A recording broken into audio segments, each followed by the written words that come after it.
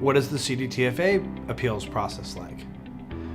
When you have a sales tax audit and when you can't agree on the audit, the very first step in the process is that you have an exit conference with the auditor and the manager.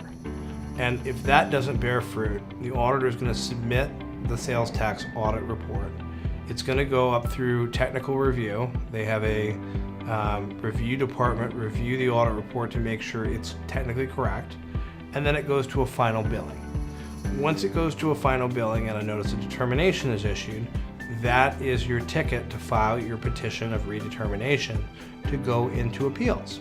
So you file your petition of redetermination, the case moves from Sacramento, it goes back down to the district level, and then the district level will try one more time to get it resolved before going through appeals. So what this usually means is as follows. Number one, you get a chance to do a 10-day conference with the district principal auditor. So Cdtfa will schedule you to talk with the head of the audit unit for the particular district that you're working in, and the manager and the auditor will both be there, and then you can kind of negotiate if there's an opportunity to get the case settled with the person who's making the final decision on the issue for the district. Number two is if the district principal auditor and you don't agree for whatever reason and the case can't be resolved in the district, then you go through the formal Cdtfa appeals process.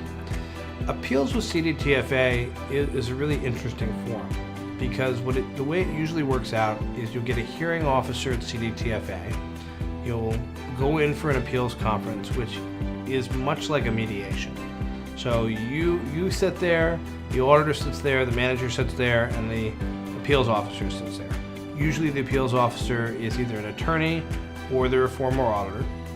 And then there's a discussion between the parties on what the issues are and how to resolve them. So what usually happens is there's a conference and then there's a follow-up document submission for the petitioner, usually the taxpayer, to prove their point, and so on and so forth. So what ends up happening after that is an exchange of information back and forth between you and the auditor and the manager of here's our documents that prove our point, here's our counter response, and you kind of go back and forth. Eventually you reach the point where you can't submit any more documents, you can't make any more arguments, and the parties just kind of wear themselves out. And at that point, the appeals officer will come in, they'll look at all the evidence that's been presented, and they'll give you a written decision, usually within about 60 to 90 days. So that's the process at Cdtfa. There's some tactical considerations that you have to take into consideration when doing a Cdtfa appeal. Number one, Cdtfa takes a really long time to get through the appeals process. It takes a long time to get into appeals, number one. It can take a year or more to get into appeals. And then in going through the appeals process, it's usually anywhere between a 2 to 5 month process between all the back and forth and the requests for documents and the extensions that are granted to give the parties more time. It's just a long process, and it's fairly back and forth and it's fairly time consuming.